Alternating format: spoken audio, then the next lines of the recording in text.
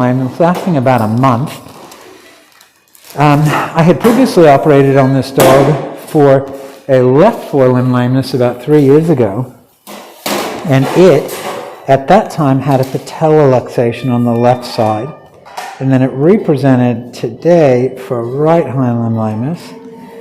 Now we can't just assume that it has a patella luxation on the right-hand side as well. Although it does have a low-grade luxation, this dog was definitely not behaving like a patella luxation. The lameness was pretty persistent, whereas patella luxation, the lameness tends to be more intermittent. It has a kind of a grade 1 to 2 patella luxation on this side. What do you need? 2-4, yeah. So we palpated the dog, and the dog was very difficult to assess because he's very reactive to anything that we were doing. And so it was difficult on physical examination awake to determine what was going on. And so once we anesthetized him, then we could see that there was significant cranial drawer in this stifle. And then when we took radiographs, we could see that there was a lot of effusion in the stifle as well. So this was a cruciate rather than a patella luxation. Now, can the two be related is the question, and the answer to that is yes. The patella in its correct position protects the dog from hyperextension and also from cranial drawer. And so a dog that is patella deficient, or as in has a patella luxation, is prone to cranial cruciate ligament rupture. Now this dog, having only a grade 1 or 2 patella luxation, I would say probably is not that likely to be directly related to the patella luxation. But let me just move the camera over a little bit. So this is probably just a straightforward cruciate ligament rupture, and also given the fact that this dog does have a substantial tibial plateau angle, it's probably just a routine cruciate rupture rather than related to the patella luxation. By the way, if you haven't already done so, please subscribe to our channel. Make sure you turn on notifications so you'll get a ding on your phone the next time we live stream. So we are doing a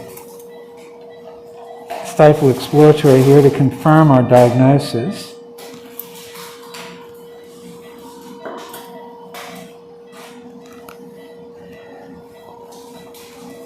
And that groove is a bit shallow.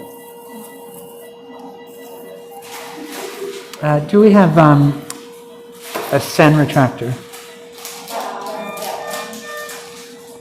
Or do we have, yeah. And can we add that to my list of things that I get every time? Yeah. Do you want to put it in the TPLO kit? That would be fine. Yeah. All right, so now I've got my Stifle distractor in here.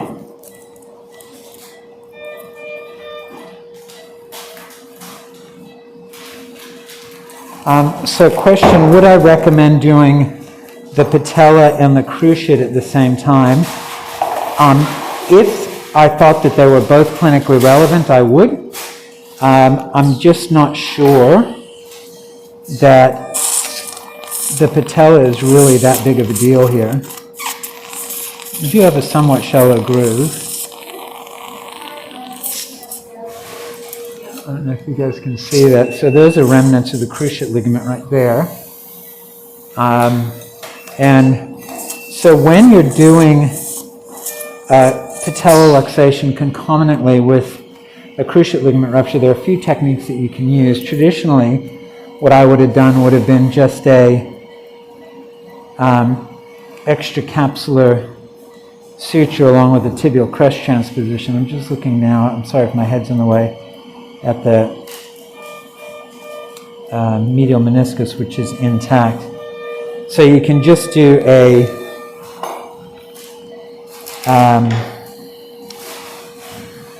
extracapsular repair with a tibial crest transposition, or Is it meniscus? no, that's lateral. I think that's maybe cruciate ligament. No, actually, I think that is the caudal meniscofemoral ligament. The other way you can do it would be a TPLO and then just lateralize your tibial crest a little bit. Or you could do just a normal femoral groove, as in a trochlear groove, plasty, and then just do soft tissue repairs as well. So I'm just debating whether I'm going to do anything about that groove. It's very shallow. It is the groove is a bit shallow.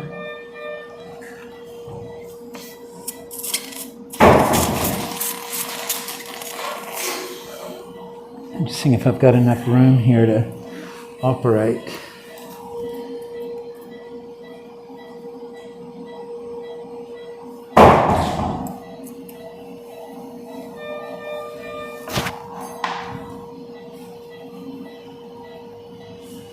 Just getting a better look at that groove. It's a bit shallow. It's not crazy shallow.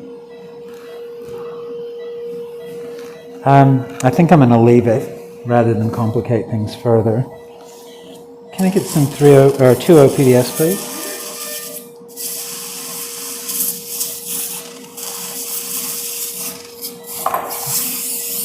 I'm going to pop that patella back in.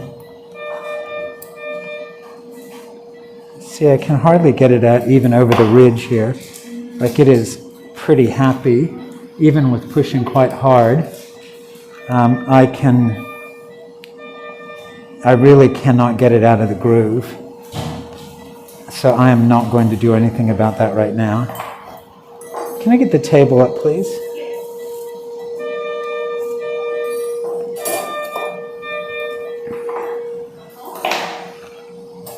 Yeah, Pete. That's great, thanks.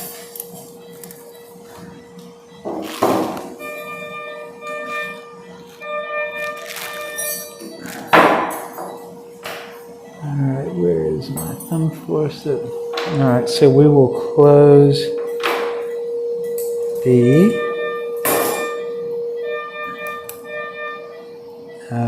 joint capsule and sartorius muscle.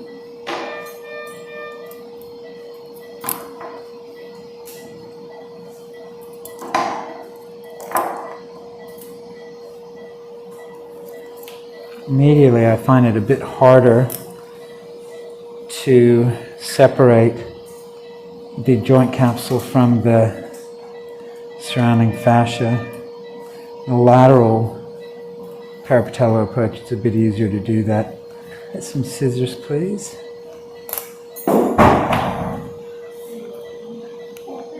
Yeah.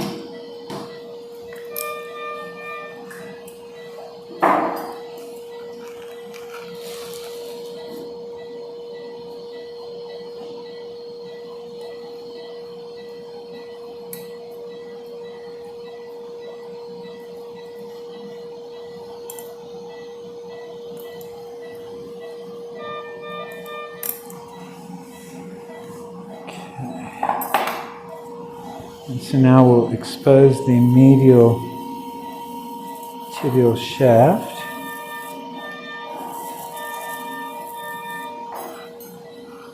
Do you have a brown Adson? Oh, sorry, an Adson. That's not really an Adson, but it'll do. So I'm just exposing that medial tibial metaphysis. I want to go back to the level of my collateral ligament.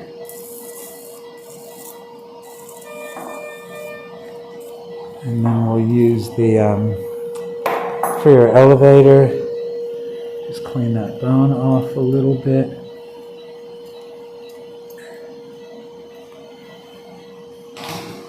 And then, let's put this on. So if you put it so that the saw is at the top, then your hand is properly positioned.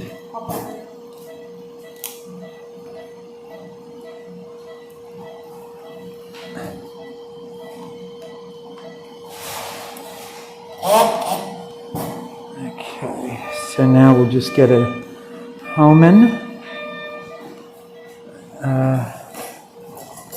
So we need a Homan as well.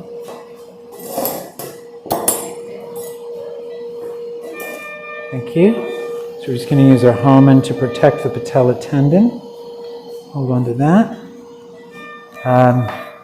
Now before I do this cut, I'm just going to check my plate size because this is a bit smaller tibia than I was kind of expecting, but that's our 2.4 mil plate, and that looks like it fits pretty nicely in there. So, and then regarding the next steps, you're just going to have to pay attention. I want it to be a surprise. So we're just going to do a routine TPLO now.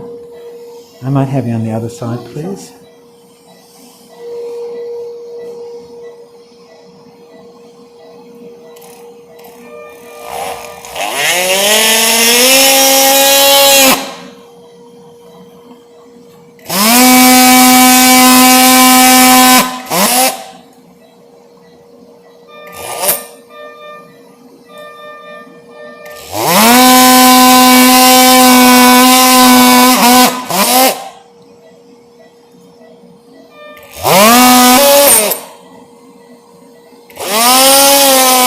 I find small dog TPLOs to be much harder than big dog TPLOs because the bone is so hard and it can be a bit fiddly getting everything in. So are we waking up a little bit or are we okay? Was that you moving a little bit? Yeah. So I'm going to look up a 29 on a 15 mil blade. So 29 on a 15 is 6.4, and I'll check that again. 29 degrees on a 15 is 6.4 mils. So I'll make my 2 marks. What I might do is just try to move the, since we're in position now for the rest of the surgery pretty much, I'm going to move my camera.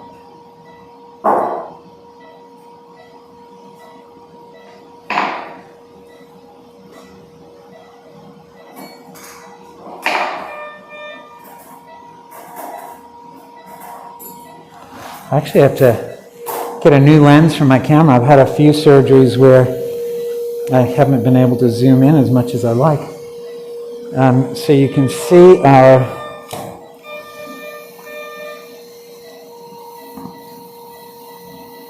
arc right there. All right, so make my mark on the proximal segment.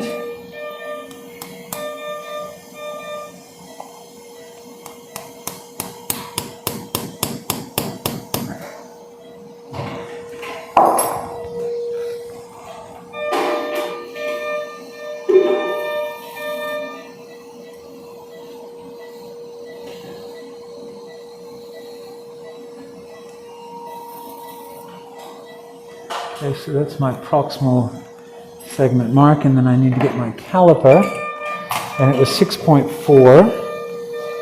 so I'll go 7, because because I always overcorrect just a little bit, because I find that pretty much if you do anything wrong with the TPLO, it's always going to result in under rotation.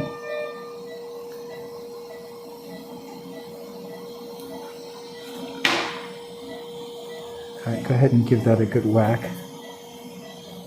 Yep.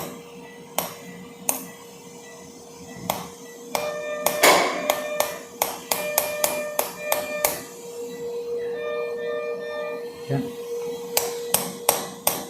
Great, thanks.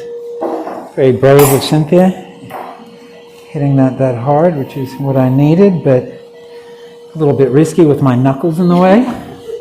Were you nervous? Yes, I'm nervous. I keep getting my thumb, but now yours. Okay, so now we finish our cut.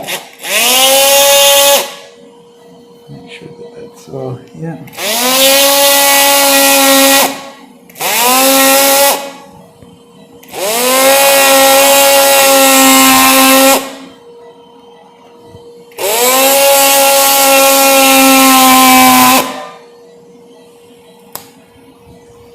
Okay, go ahead and take that out. So we've completed our cut now.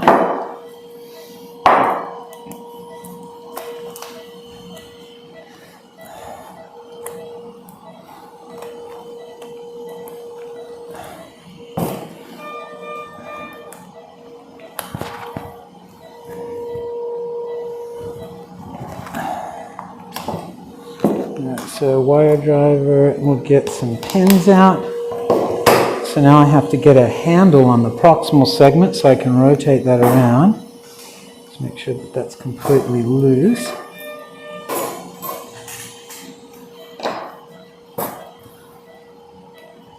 I'll go a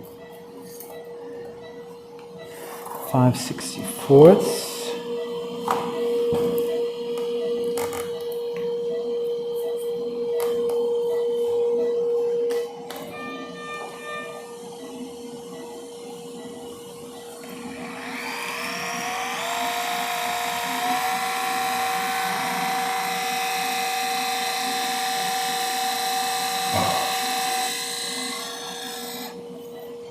So now that's a handle for me to be able to rotate.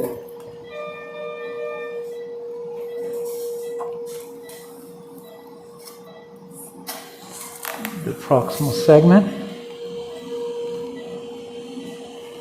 And then we're just going to put in a little temporary fixation pin.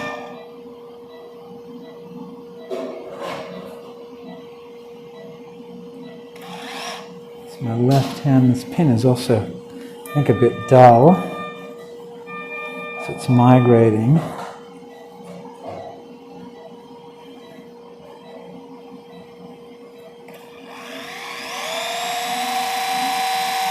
Okay, so Cindy, come around, hold on to that, and then I will rotate this until I'm happy with the degree of correction. Can we blot, please, where I made my marks? And make sure that I'm happy that that is well opposed. Okay, go ahead. Yep. Yeah.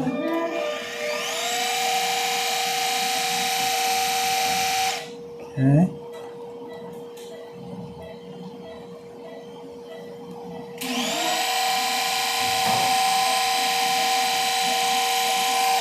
Okay, that should be good. All right, so come out. Let's get our pointed reduction forceps. So we've rotated. We're gonna find the reduction forceps.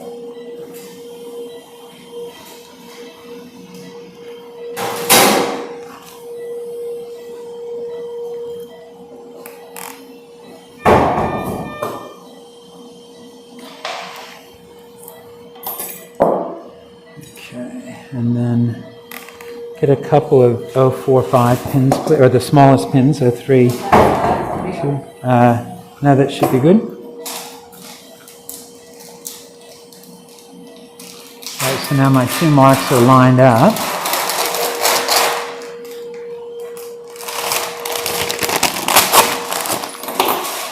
Check one more time to make sure I'm happy that my 2 marks are lined up. They are perfectly.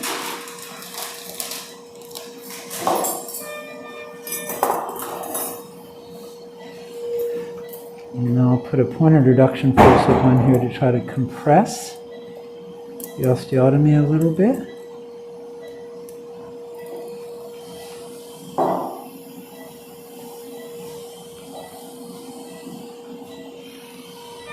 Okay. Move it around the other side.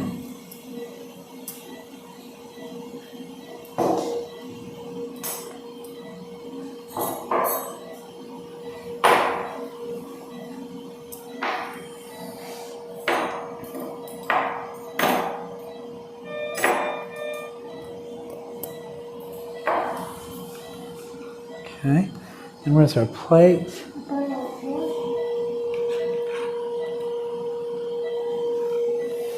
Alright, and then I'll get some O35. Yeah, can you load one for me, please?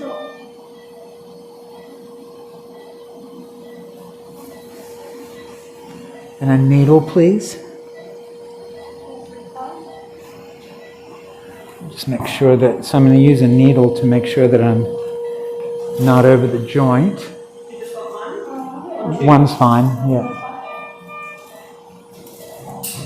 So I'm pushing this needle through the meniscus, so that's going in the meniscus there.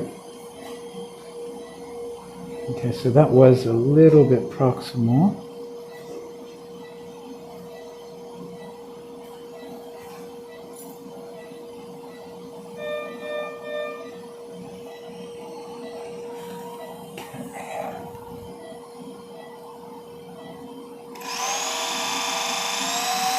So these are just temporary fixation pins.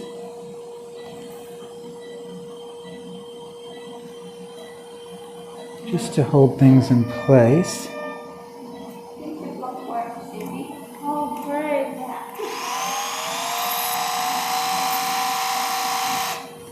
So Cindy did our nerve block.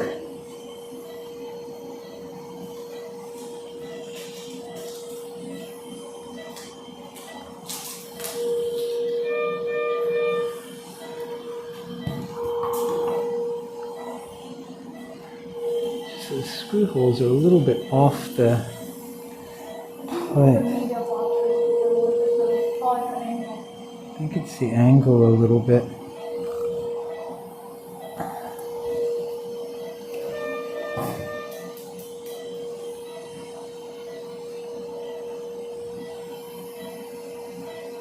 Alright, can I get a drill guide, please?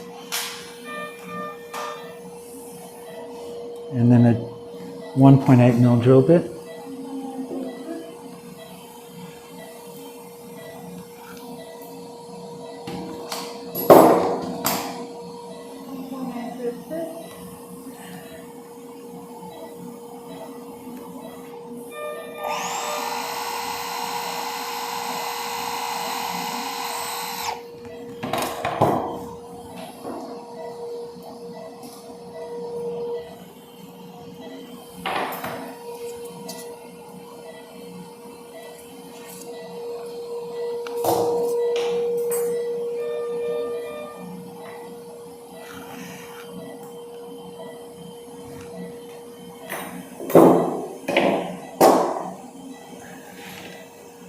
Take a 14, please.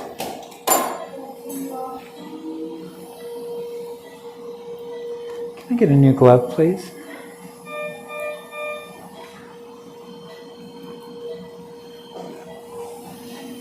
That's the hole right there if you want to put that in.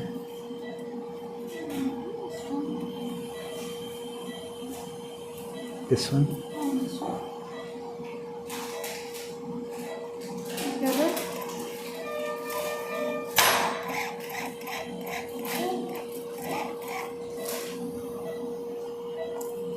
Okay.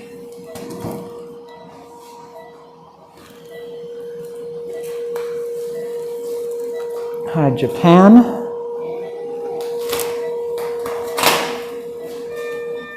Hooked myself with a pin.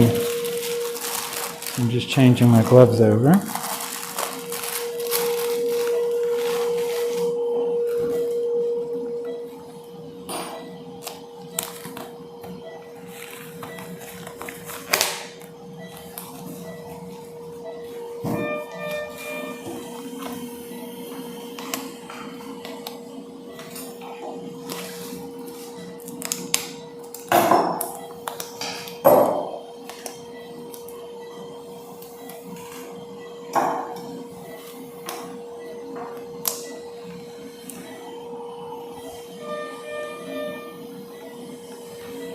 Remove this top pin.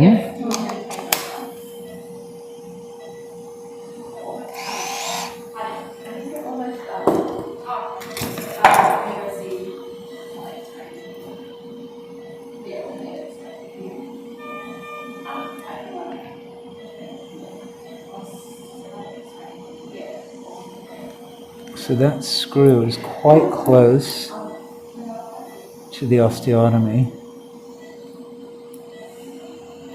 as is this one going to be. So I'm not going to move the plate, but I'm going to put in a cortical screw in my caudal hole. So I'll put in a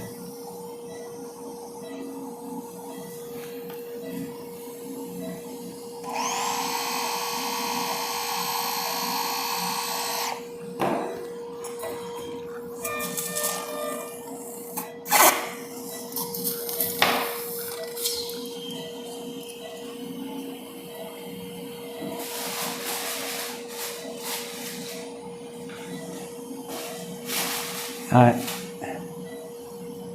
18, please. Let me just, no, this is locking. Yeah.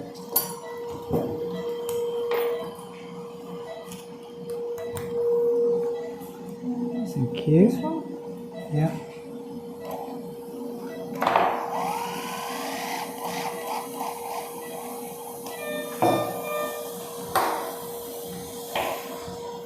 Okay.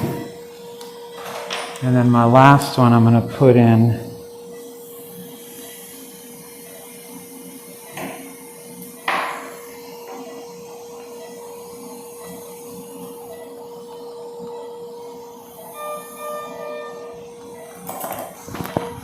the screw down here.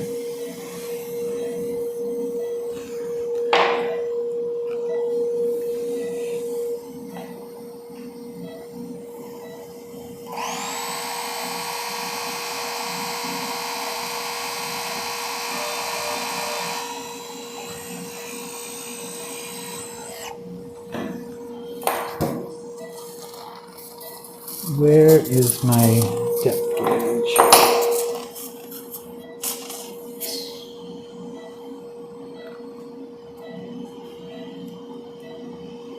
That'll be a 12, and that's a cortical.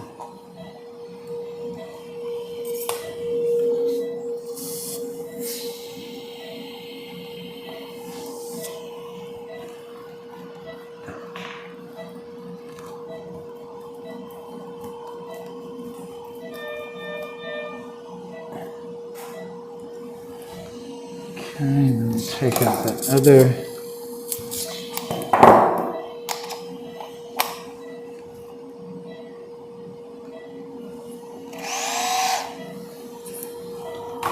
Just to make sure the leg's on straight, which it is.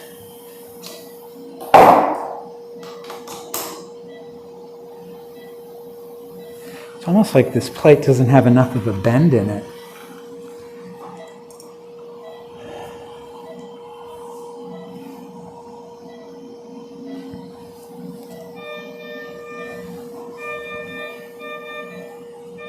Or a twist. Oh, you mean the plate is not twist?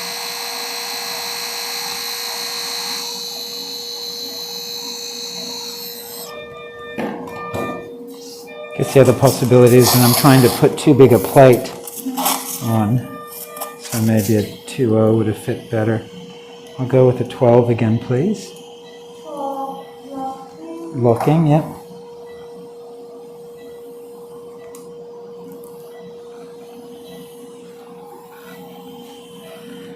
Thank you.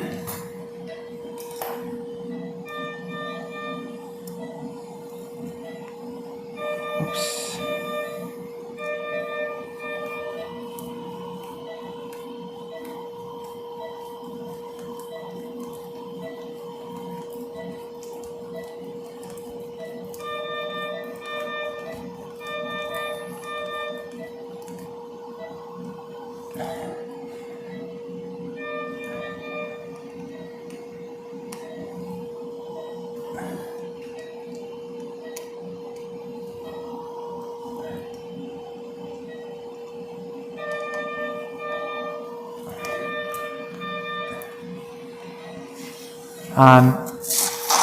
So, look, is it ideal that the plate's not flush on the bone? No, it's not. But the fact that these are locking screws means that the plate can be up to 5 mils off the bone without any problem. It's basically like an internal-external fixator. Again, the reason that that's allowed is because they are locking screws. And I was just trying to figure out why that's the case. It's possible that I just didn't have the plate far enough caudal. So this plate is not bent properly? No, I think it's just that I should have had it pushed back a little bit further. Up to here. Yeah. You want to try 205? No. I think that'll be fine. I'm going to put in a cortical screw proximally, so I can direct it a little bit farther.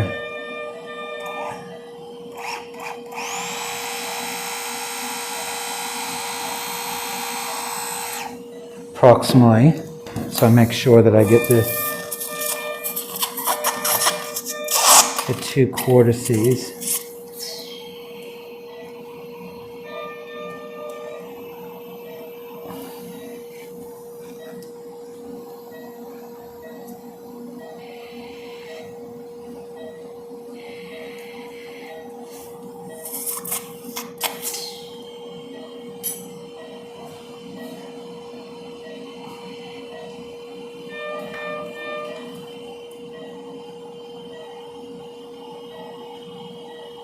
So 22, please.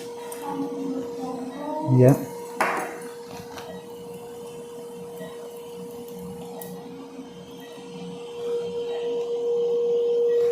Let's do a 20 cortical, sorry. Just want to make sure that it's not going into the joint.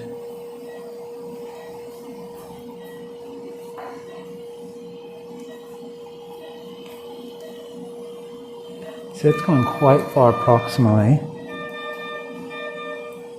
Not happy with that. Redrill.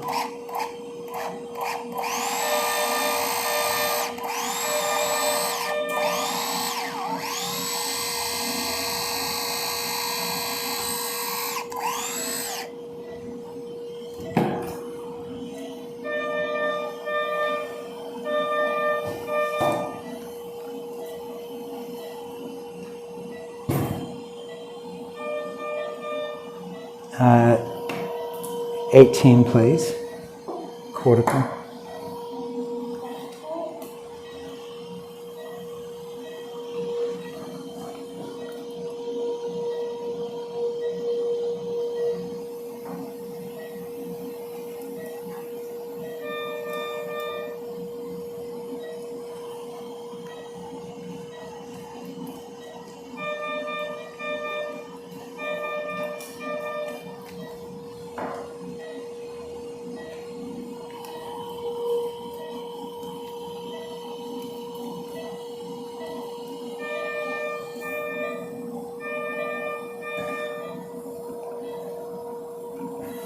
So the issue here is, I don't know if you guys can see this, but that plate head should be farther caudal on the proximal tibia. So this should have been rocked that way a little bit, and that's why the screws are exposed there.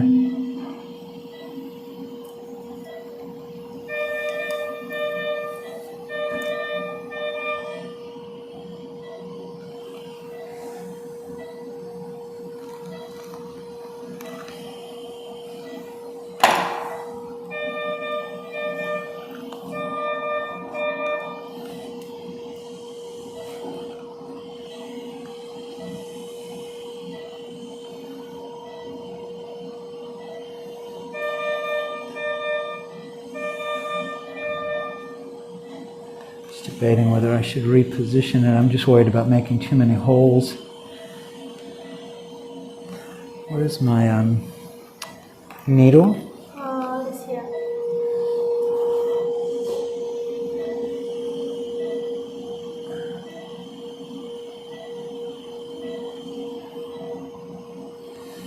Yeah. I reckon I will reposition that plate.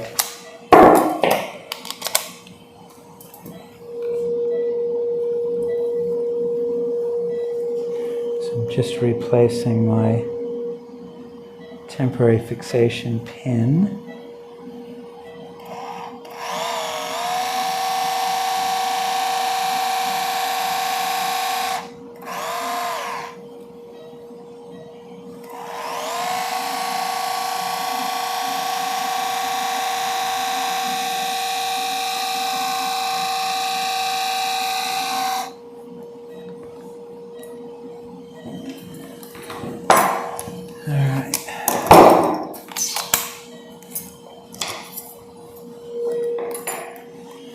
We're going to take all of our screws out.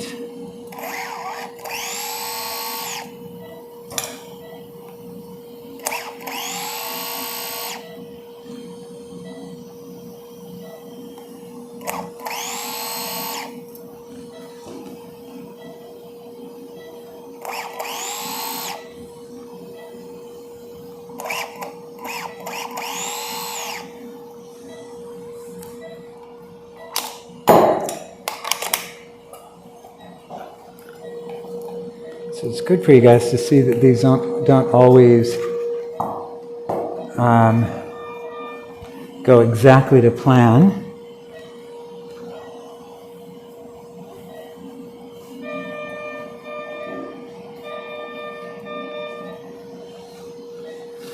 Alright, so I'm just going to take my blade. Where's the scalpel blade? There it is. And trim away a little bit of that medial buttress so I can get my plate in farther proximally.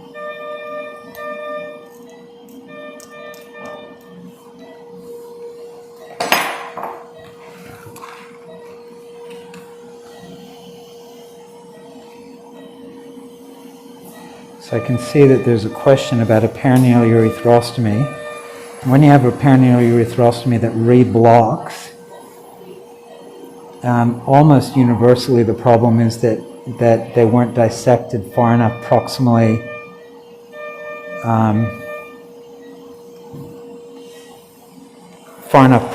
to the bulbourethral glands in the initial surgery. So you're going to have to go in and revise that and create a new stoma.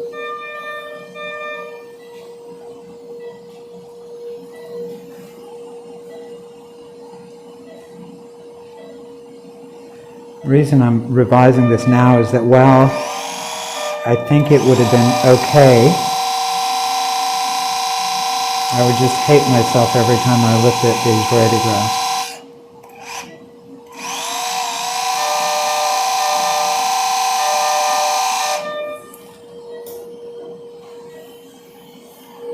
Okay, that's much better.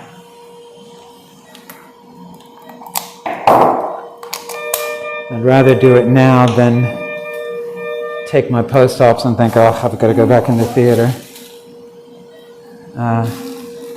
Where's the A locker?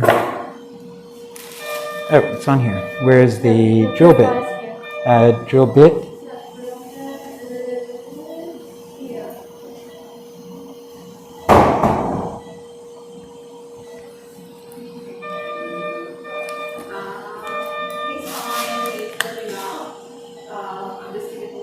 You know what I'm going to use?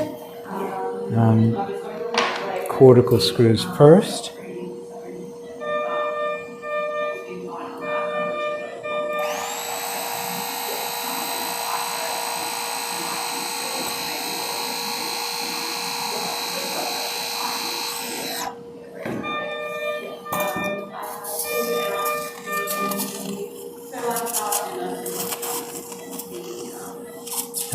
Take a 14 cortical, please.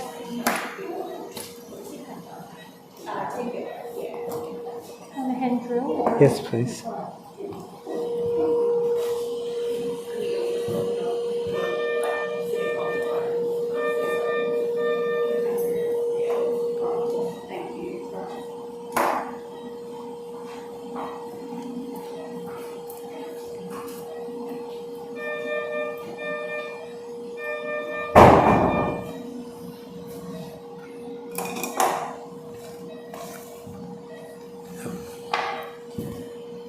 Where's my regular drill guide? That's it.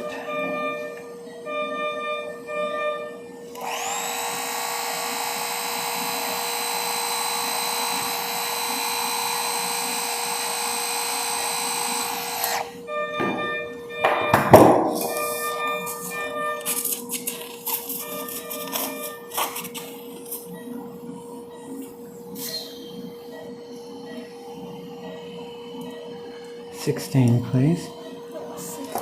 I can grab it.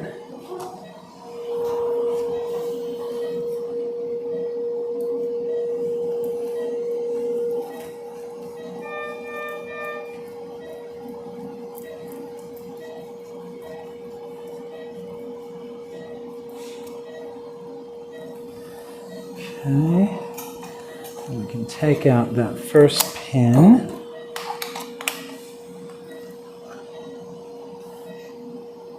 Yeah, this is definitely a tiny little leg.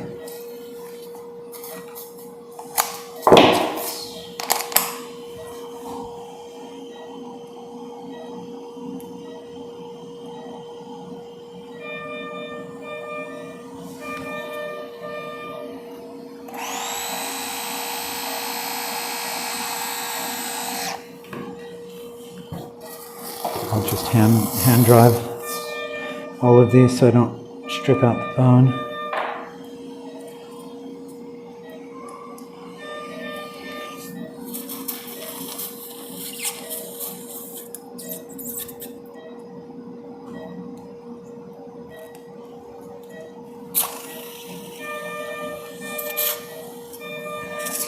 $16, and that's a locker.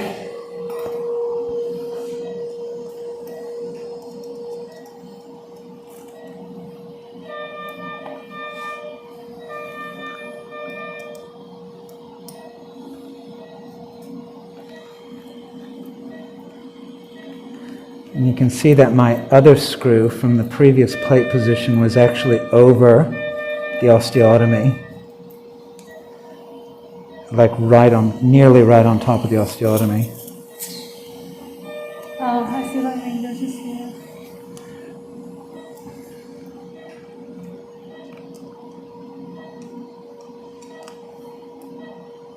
So I definitely did the right thing, replacing it.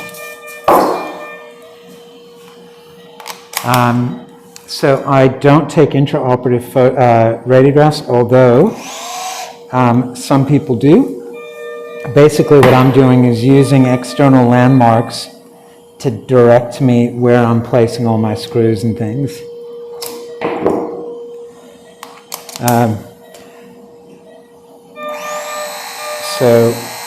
And again, you definitely can take intraoperative radiographs. But with experience, like I've done a few thousand of these, I don't find that necessary. 24.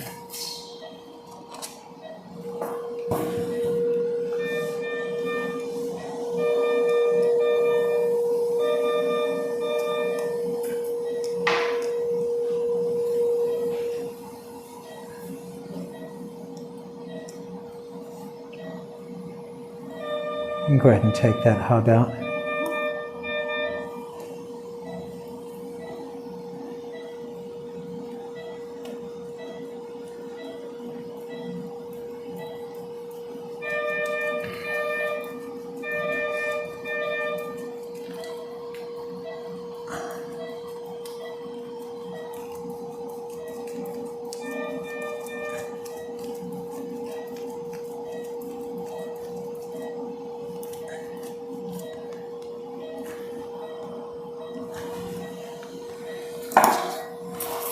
And Spencer Johnston, who's the editor of Slatter's Textbook of Surgery, was my major professor as a resident.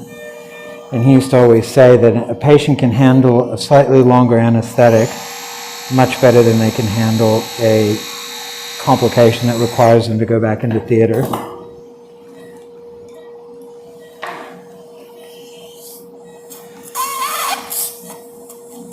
Wise man, that Spencer.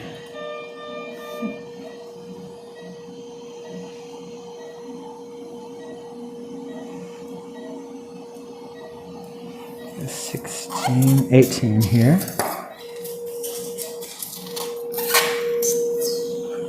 And Faye, with TPLOs, you don't actually eliminate the cranial drawer with the surgery. What we're doing is just changing the slope of the tibial plateau, so you're eliminating the tendency for it to thrust. So a more appropriate thing to be checking would be cranial tibial thrust instead of cranial drawer. So I will do that right now and demonstrate that that's not sliding. So the way we do that is we extend the stifle and then flex the hock, and we can see that the femur is not, so this is cranial drawer here. We can see that there's still instability there, but tibial thrust is non-existent. Okay, so good question, thanks for that. We've got one more hole to go.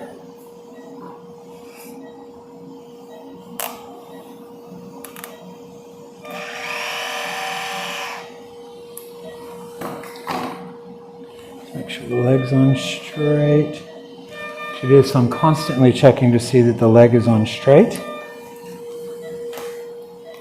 If that is not straight, do you need to do the osteotomy to correct it? What you do is you take the plate off and then reposition the proximal tibia relative to the distal. And the jig is very helpful for that. Oh, yeah. Yeah, but we don't use a jig.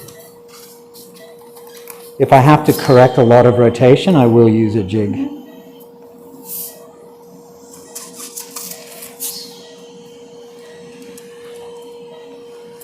16 locker. Just power drive this one, then I'll go back and tighten all of them at the end.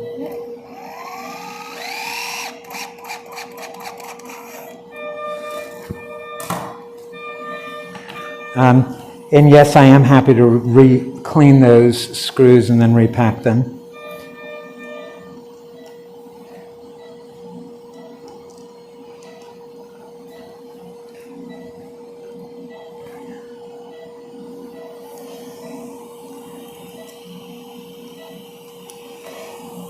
Okay, so that's nice and snug. The leg is nice and straight. There's no crepitus or range of motion, and there's no cranial tibial thrust. That's all stable. All right, so we'll just get Cindy to lavage it and to close the pes anserinus and then finish up. I'll just go back and make sure that there aren't any questions that I have missed.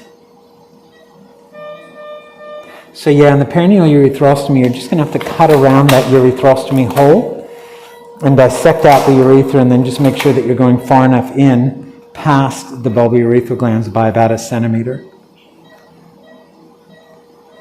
Hi, Virginia. Hi, Japan. Hi, Indonesia. Hi, Sudan. Hi, India. Hi, Baltimore. Hi, Egypt. Hi, South Korea. GCC, Gulf Coast, I think. maybe, and Serbia. This pup has a cruciate ligament rupture. Hi, California, and hi, Jesse. All right, well, if you haven't already done so, please subscribe to our channel. Make sure you turn on notifications so you'll get a ding on your phone the next time we live stream, and we'll